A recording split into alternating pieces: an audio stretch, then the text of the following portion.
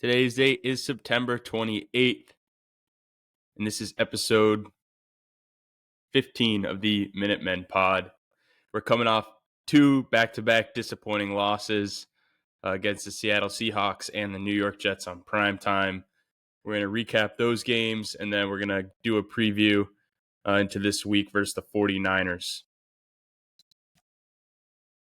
Yeah, and honestly, they are who we thought they were. They are just a bad football team, right? They got embarrassed. Let's start off week 3. They just got embarrassed. They got the snot kicked out of them on primetime television. The only primetime game, I think we've got one more, Tom Brady in week 5, but that's it. We got embarrassed. Just a poorly coached football team, and that starts with Jerod Mayo. Patriots are who we thought they were. Yeah, you couldn't have said it any better way. Week 1, we got blinded by the light with the week 1 victory against a really bad Bengals team. And then week 2, we had a hard-fought battle. But as our old coach Bill Belichick pointed out when he was recapping the game, it looks like they just kind of got out-conditioned at the end, and they couldn't make that push in the fourth quarter and overtime. Their offense wasn't able to push the ball downfield to be able to make the plays. And what drives me insane about week 2 is you have the ball. Gibson, first off, Antonio Gibson, good great playmaker. addition in the offseason, great change of pace back. Yeah, makes things happen with the ball in his hands. You get down to the 30-yard line, and you think it's a good idea to drop back with Vidarian Lowe. Just run the ball. You go up 6. Take the 6 points. Let your defense try to win you the game. You can't put the ball in the offense's hands. We've realized that. They messed that up. Again. Offense is abysmal. We're on our 4th tackle right now. Embarrassing. I don't even know the guy's name. I don't know where he came from, but it's really a bad situation for Jacoby really Brissett. bad situation for our quarterback because the O-line is – the O-line's the anchor to every offense, and we have no O-line. Even the guys that are supposed to be good, like Owino, he's not even playing good. It's probably a product of the players around him as well. You need some sort of cohesive unit. Yeah. He's playing out of position too. I think he's a top 5 guard. He's playing out of position. It is what it is. Jacoby Brissett's just back there, milking time until Elliott Wolf figures out how to put an offensive roster together. I feel bad for the receivers though, because I feel like we actually have some talent out there, and the guys have no ability to really even show what they have because we can't get the ball in their hand. No, Polk, I don't think he's dropped the ball yet. He's been smothered in coverage. He makes strong hands, makes those catches. Pop Douglas, love Pop. He's just got to run north and south. He's got to work on that. They can't throw screens to him or anything. No, they can't because he just tries to do too much. But yeah, they've got some talent. Hunter Henry, fine tight end. Are we going to discuss that Ramondre has a fumbling problem? Because he has a severe fumbling problem. The first 2 weeks, I'm just like, whatever. They're 2 fumbles. Last week was bad. That was just the icing on top. He needs to get some spider tack on his arms or something. Yeah, I don't know what he's doing. Yeah. I think he's always really had a fumbling problem. He's fumbled, last year. He fumbled the ball. The year before, threw the ball back to Jacoby. That was a great idea. Yeah, I don't know. I think he definitely needs to work on ball protection. All right, week 2 loss to the Seahawks, 23-20, and then week 3 prime time, we get blown out. Aaron Rodgers looks vintage A-Rod. Just every possession was able to drive down the field. Garrett Wilson and him had a great connection in the end zone past Gonzo. And it was just an embarrassing Thursday night. It looked like the team didn't show up. It looks like they didn't practice all week.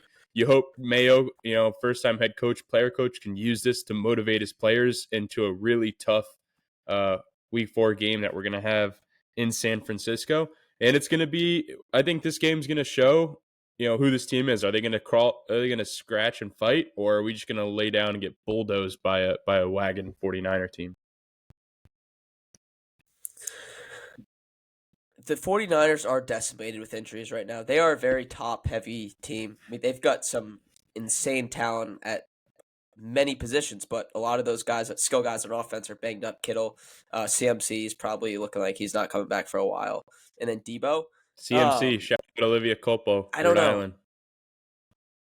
Yep, Rhode Island. Yep. Shout out Colpo. Shout out the Colpos. Um, yeah, I don't know. I think they're gonna get killed Think this the week. Patriots are going to get killed? Yeah, I would say I think we have a better chance at this 49ers team than we would if they were at full steam. But I just think Shanahan's going to, Oh yeah, you know, regardless of who's on the field, I think Shanahan showed us that he's going to keep a game close. So we'll yeah. see. It's just And just talking about this, like this is a really sad state of affairs we're in.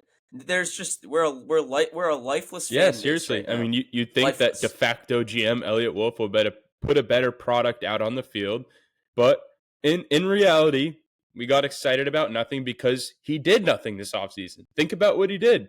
Nothing. He re-signed Bills guys. He re-signed Bills guys. Yeah, Come on. he did nothing, and we can't be surprised with the product on field with the rookie head coach, who is a linebacker, hiring Alex Van Pelt, who's some journeyman offensive mind in the NFL, who, to his fault, like, he has no one to work with. Honestly, the play He calling has hasn't nothing been to work terrible. with because the offensive line is just so bad. So when that comes down to it, it's not on really AVP. All you can really judge AVP with is he going to develop May, and then is he making the right play calls when it needs to be done, regardless if they're executed or not, because clearly we know they're not going to be executed. It's just that's how we judge AVP. And some of the blitzes are just the line is just not. It looks like they don't practice during the week. The corner blitzes, Brissett. You can see a corner blitz immediate. The left tackle's like this. Brissett's gonna about to get the wind knocked out of him, dude.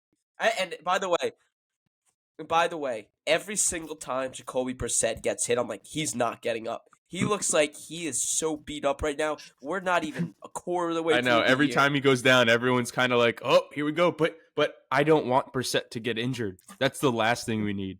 Because then we'll have Drake May out there scrambling for his life, who probably would end up making better plays just because of his pure arm talent and athletic ability. But he would end up getting injured as well, and then you just don't need a guy getting sacked who's not going to be able to go through his progressions. Like, that's the last thing you need as a rookie quarterback. Exactly. And if we're gonna take a silver lining from this year, the one nice thing I will say about the Patriots front office and coaching staff is I like the way that they're developing May, right? He's getting 30% of the reps during practice with the first team. I think that's great. They're using that virtual reality bullshit. I don't know how much that helps. What is he playing Madden? I think they're doing it. Yeah, I don't know what he's doing. Reading coverages. But yeah, I think they're taking a non-traditional way. I think that's. I agree. That's the way to I do think it. that is making up for some of the product that we've seen on the field in the first couple weeks here. Breaking down this 49ers game a little bit more. On the other side of the ball, 49ers, like you said, they've been injured a whole lot. And they're in a tough division. They're 1-2 right now. They're in a division where the Seahawks are 3-0. The Cardinals and the Rams, I think, are in the same spot as them. But it's going to be a battle to see kind of who comes out on top in that NFC West. Honestly, the NFC West, for the last couple of years, I've always really enjoyed the NFC West. I really like the Seahawks team this year. I think Mike McDonald's doing a really great job with that defense. They're really skilled on offense. Gino's playing really great football right now, actually. And I love the Cardinals. I love Marv.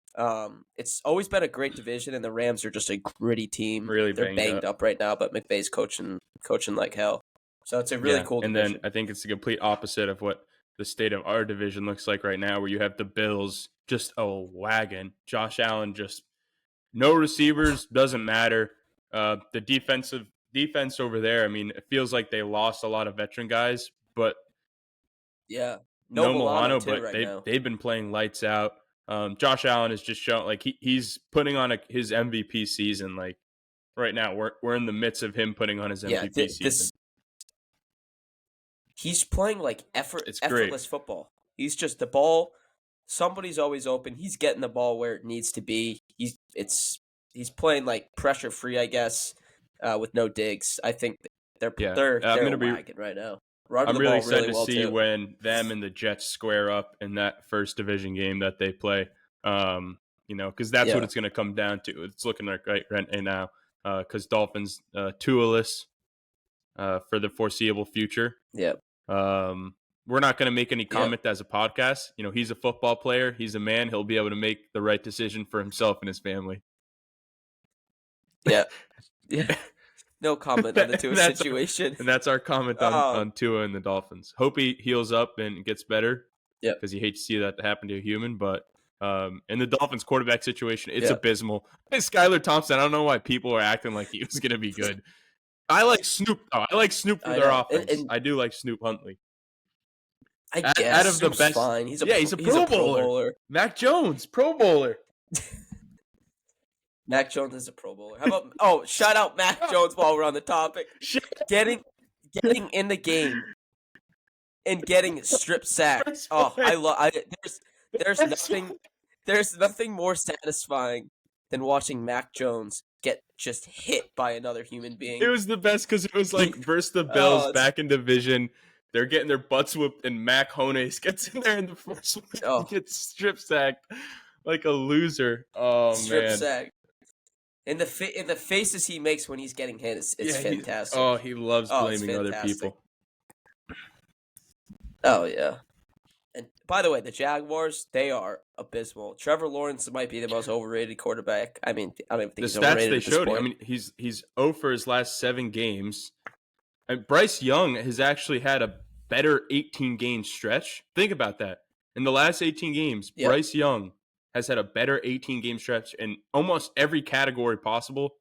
Wins, touchdowns, less interceptions, yards, than Trevor Lawrence has. That's insanity. And they just signed him to a mega deal because no team wants to be in quarterback purgatory, which I agree. That's today's NFL we're in. You don't want to be stuck with no quarterback. You don't want to be stuck with no quarterback, but I will stand on this hill. Bryce Young might suck. Did you hear what Kevin O'Connell said this week? Organizations fail quarterbacks before quarterbacks fail organizations. I don't think that statement has ever been more accurate than it is right now with the various QB quarterback situations. Even to go with Bryce is looking back at ours with Mac Jones, we definitely failed him. Is he great? No. Is he good? No. Is he an okay, serviceable quarterback? Yeah, he probably was. And he showed it that one year when we were supporting him with the right tools. Yeah, that's well gone. That's long gone. Long gone. Bill and everyone there kind of destroyed his confidence, and it is what it is. But it's just when they get that second opportunity, do they make the best of it? Baker Mayfield certainly making the best of it right now. Yeah. Sam Darnold making the best of it. Sam Darnold he looks awesome, great. By the way, he looks great. It's crazy what Kevin O'Connell. He's really high on the Vikings this year. Offensive mind. I love the Vikings this year. I think they're deep. All right, shout out Brian Flores, dude. That defense is defense is insane. Every quarterback goes up, dude. Your scheme's crazy after the game. It's awesome. That is great to watch. All right, we can go into the Week 4 locks. John, we'll start off with you because you've had a lot better luck this year than I have. Yep. As pointed out by a lot of our fans, that my locks have not been to par. We're not doing well. We're not doing well. But 5-4 after the first 3 weeks, I'll take it. We're positive. We're in the positive here. My first lock of the week. I'm buying all the stock in the Vikings. Vikings +3 at the Packers. I think Love's coming back. I don't care. I'm taking the points. Darnold slinging the rock to Jay Jettis. They're getting Hawkinson back in a couple weeks. Give me the Vikings on the road. My second lock of the week, Rams -3 at the Bears. I was watching Baldy's breakdowns this week, and it got me fired up about the Rams defensive line. They got 4 really, really good young guys on rookie contracts. 2 of the rookies from Florida State, second-year guy and Byron Young. Really like the Rams. They're banged up, but give me the points at the Bears. Caleb stinks. My third lock of the week, Bills on the road at the Ravens. Again, Josh Allen's playing lights-out football. The Bills' defense flying around. The Ravens are a little banged up on the line. They almost lost and blew that lead to the Cowboys. Give me the Bills, the points on the road That's my locks for the Like week. those picks. I love how high you are on the Vikings. They're an Love the immovable Vikings. object right now in your mind, and I think that's great. They're a Yep. team that kind of came out of nowhere. I love it. You're just gonna keep riding them. I know. All right, Mm-hmm. my week 4 locks. It's off to a slow start, but all great things come off the slow starts, and we finish strong. I'm 3 wins, 6 losses. I'm going to try to break that streak this week, starting off with over 42.5 points. Vikings, Packers. Packers get Jordan Love back. Vikings have been slinging the rock. I'm really excited. I hope Brian Flores doesn't dial something up this week because I hope both teams score a lot of points and we take this thing deep into the fourth quarter. Okay. Second, we got to win some week. Joe Burrow is too good of a quarterback to keep losing games.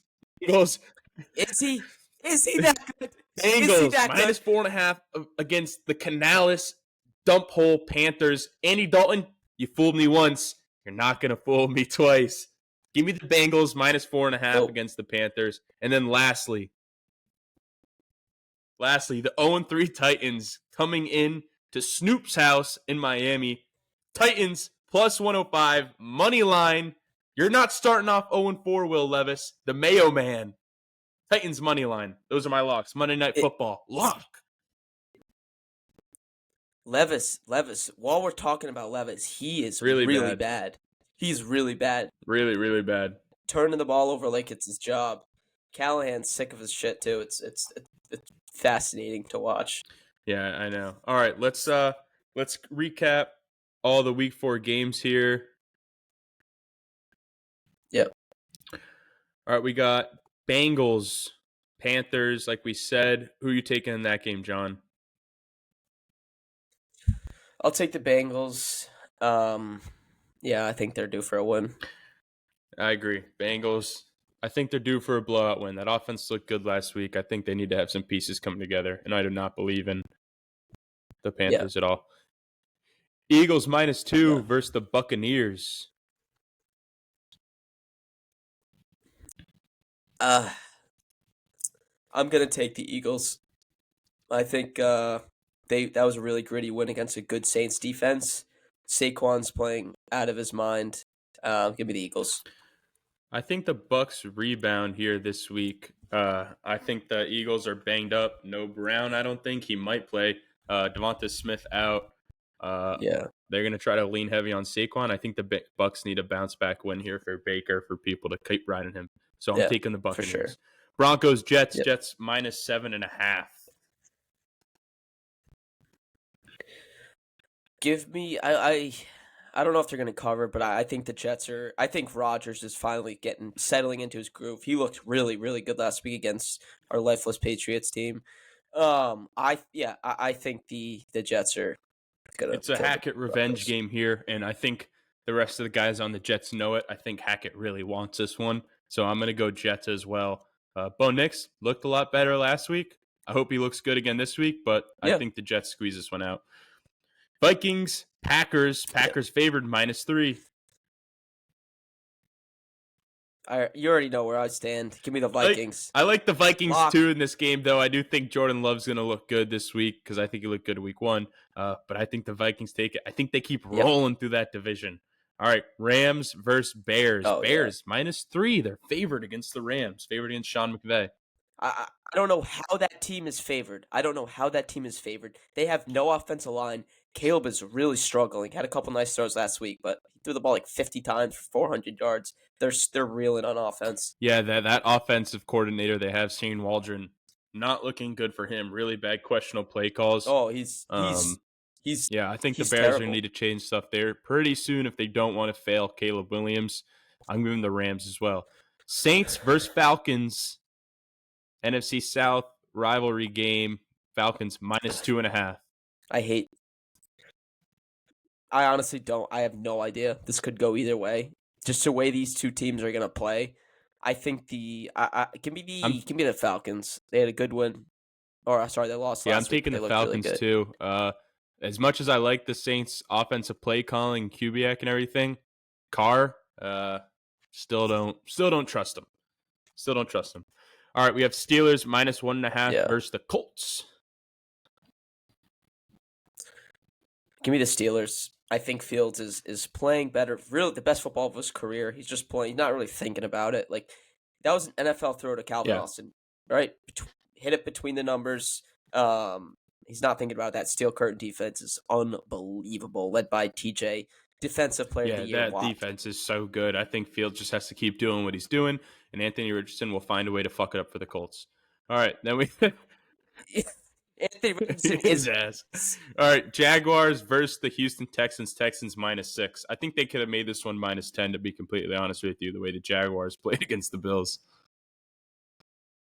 Yeah, I'm shocked that it's only 6 points, but give me the Jaguars. Trevor Lawrence, they turned around, similar start the last couple of years. Give me the points. I like the Jags this week. I wish you put that in your picks. I got the Texans. Nope. I don't like I it have the enough to put it in Texans my locks. steamrolling them. They're going to beat them by at least 12. All right, Patriots 49ers. We'll get to that at the end. Nope. Commanders Cardinals -3.5. Give me the Commanders. Left Jaden hand Daniels up. Who is are awesome. we? The Commanders. I really, really, really, really like Jaden Daniels. I love Terry McLaurin. I think they're building something there. And shout out PFT. I'm fired up. Shout out PFT. I'm really, really, really excited to see what Jalen Daniels does. I mean, it just looks so fun to watch and root for. Like I so wish we had him. And and Big Cat, shout out Big Cat with Caleb Williams. Hopefully it gets better, but right now, Jalen Daniels he just looks so great. I'm also taking the Commanders. As much as I like the Cardinals this year, I'm rooting for the Commanders. And while we're on the Commanders topic, like quarterback plays, it's been so bad the last couple of years. And just watching Jaden Daniels last week, he made it look easy and effortless. Mm-hmm. The way he runs, the way he throws, the way he runs through his progressions, I think he's really going to be. It's great to see a quarterback only have like 2 incompletions in that game. You know, it's great to see that. Yeah. All right, and then we have the Sunday Stinker. Browns versus the Raiders. Raiders are favored -2. No, give me the Browns because they've banked up Crosby, Devontae Adams, they're all out. I don't think I have no interest in even looking at this game. I agree. This is just disgusting. I hate this game. I hate Deshaun Watson. I hate the Raiders. There's nobody. O'Connell and Minshew. It's just horrible. Yeah, it's just horrible. I'll take the Browns there too. Antonio Pierce is going to be a terrible coach too. It's a disaster right now. All right, then we have Chiefs -7 versus the Chargers. I'm sure this spread would be a lot closer if the Chargers weren't as banged up as they are, but they have a lot of starters out. Yeah, I'm gonna take the Chiefs. I really do like the Chargers though. Harbaugh's awesome. He's always coaching the boys up, like we mentioned in previous weeks. I like the Chiefs too, but I think the Chargers will cover in this game. I think they keep it close, but Chiefs are gonna pull away. All right, then we have Sunday night, a great Sunday night matchup. This probably will be the best Sunday night matchup we've had this year. We have Bills versus the Ravens. Yeah, I like the Bills this week. The Ravens just don't. The Ravens just don't seem like they're put together right now. It's early in the year. I don't want to overreact here, but something looks off there. They did look good last week. Yeah, though. I agree. I think the Ravens come out hot again. I think they maybe go up 2 scores, but I think Allen and the Bills are going to eat away at that lead. They'll end up coming back. I have Bills winning and covering as well. Going on to Monday Night Football, Tennessee Titans versus Miami Dolphins. Dolphins favored -1.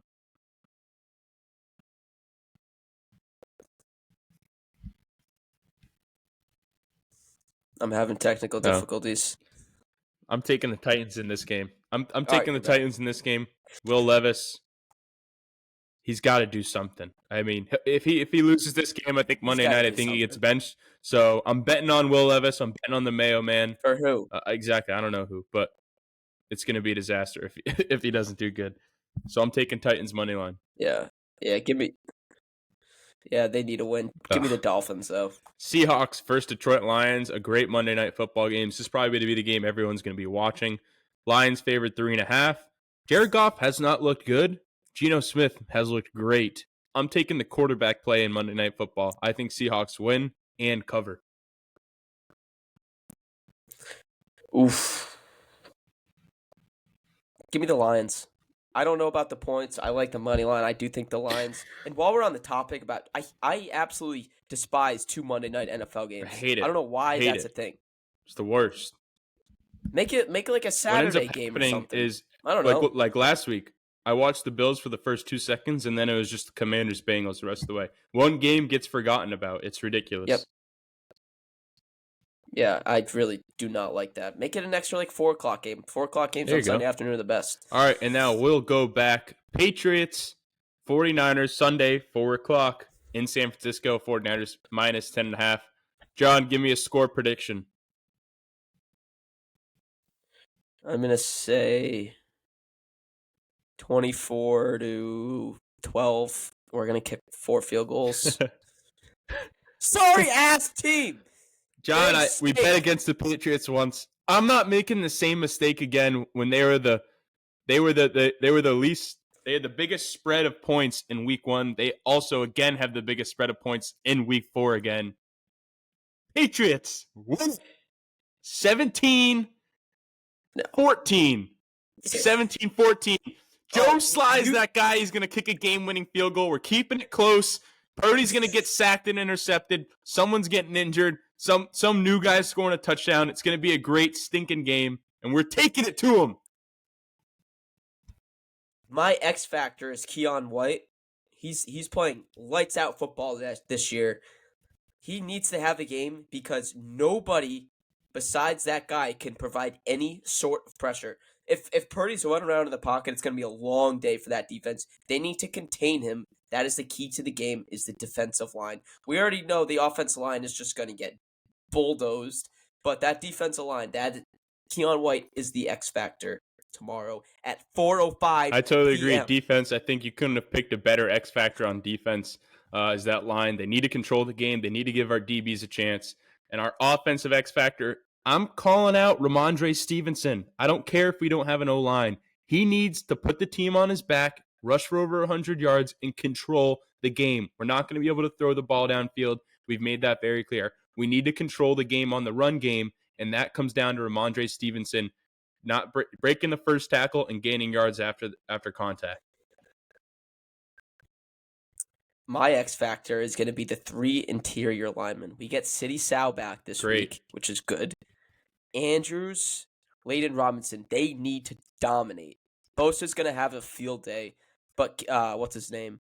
Hargrave's out the rest of the year with tricep injury. The interior line needs to dominate in order for us to have any sort of chance to really control that possession like you mentioned. Well said. All right, that wraps up episode 15 of the Minutemen Pod. We will see you next week. Go Pats. Go Pats. Buy merch.